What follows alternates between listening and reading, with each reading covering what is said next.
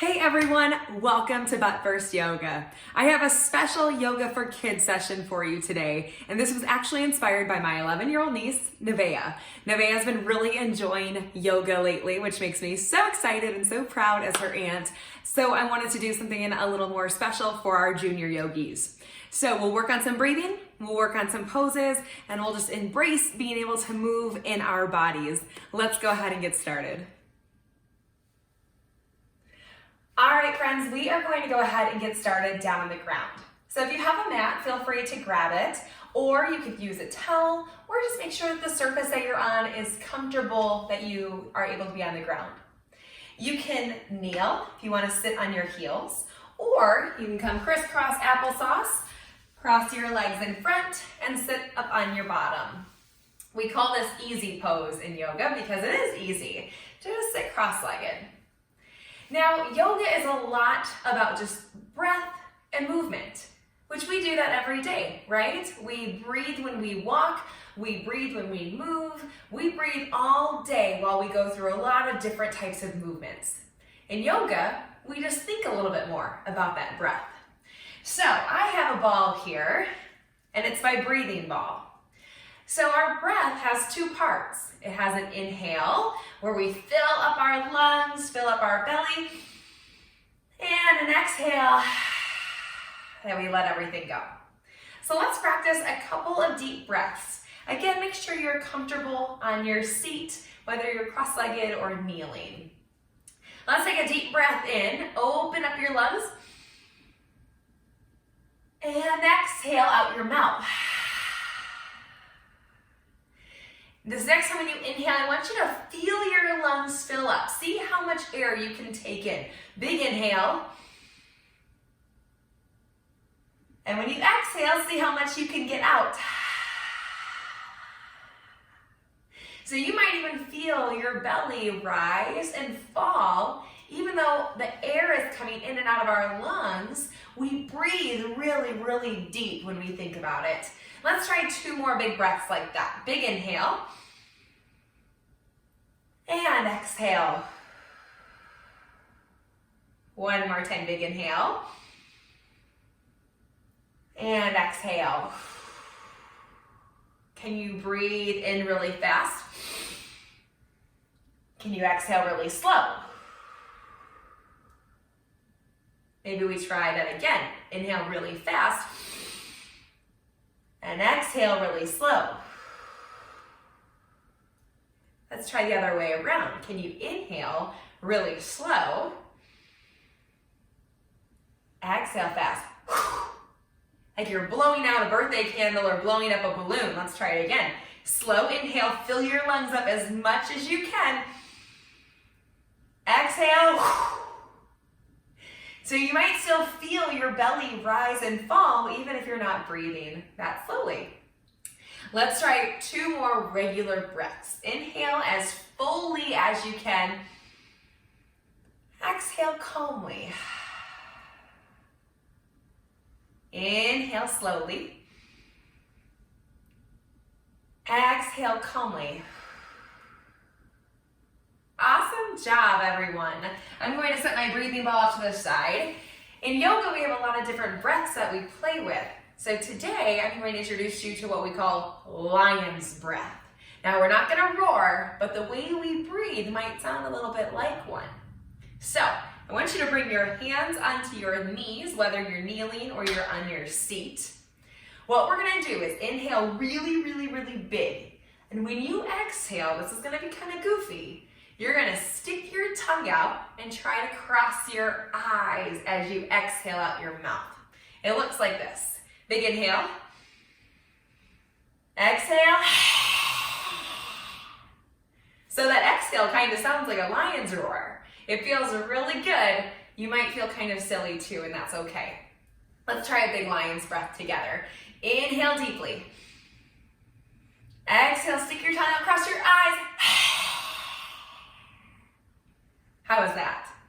Should we do it again? Let's do it again. Big inhale. Exhale. And maybe it makes you laugh too. Let's do one more lion's breath and then we'll start to move. Big inhale. Exhale, what do you have? Nice job, everyone. Let's go ahead and roll over our knees. We'll bring our hands underneath our shoulders and our knees underneath our hips. So this is a tabletop, we say. So my back is really long and I could set a glass of water on my back. We'll go through 2 more poses called cat-cow. These really move your spine or your back. Inhale, cow. I want you to let your belly come closer to the ground as you lift your bottom up and look forward. Then cat, we press through our palms round our back. We might look like a scary Halloween cat. Inhale, cow, lower the belly. Lift your tailbone. Exhale, cat, around and curl your spine like a scared Halloween cat. One more time. Inhale. Exhale, round and curl your spine. Let's come back to our tabletop, back to where I could set a glass of water on your back. I want you to tuck your toes underneath and then lift your hips up and find an inverted V, so an upside down V. Your hands and feet are shoulders apart. You're lifting your tailbone up and back, and you can bend into your knees if that feels good too. Now, you could stay right here, or you could press one heel towards the ground at a time. And just see how this feels in your body. Maybe it feels challenging because it takes a lot of strength from your upper body. Maybe it feels really good to press your heels down and to stretch your muscles. Let's go ahead and find a forward fold. So walk your feet up behind your wrists. All 10 toes are forward. And you can bend a lot into your knees so that your hands touch the ground. Maybe you need to bend more or less than what I'm doing. We're going to go into what we call gorilla pose. So you might feel or look like a gorilla in this. I want you to take one hand underneath your foot and then the other hand under the other foot. Now, do I look like a gorilla? I might. That's called gorilla pose. So with my hands underneath my feet, I'm going to pull myself down and let my head get closer to the ground. My knees are really bent. They're not straight. And this actually feels really nice. Maybe you use your toes to massage your hands. Maybe you have to move side to side. Maybe you pull yourself down a little bit more, seeing how long you can get in your spine. When you're ready, we'll release one hand and then the other. Roll up super, super slow. Roll your shoulders down and back. Let's go ahead and take a deep breath in together. And exhale, let it out.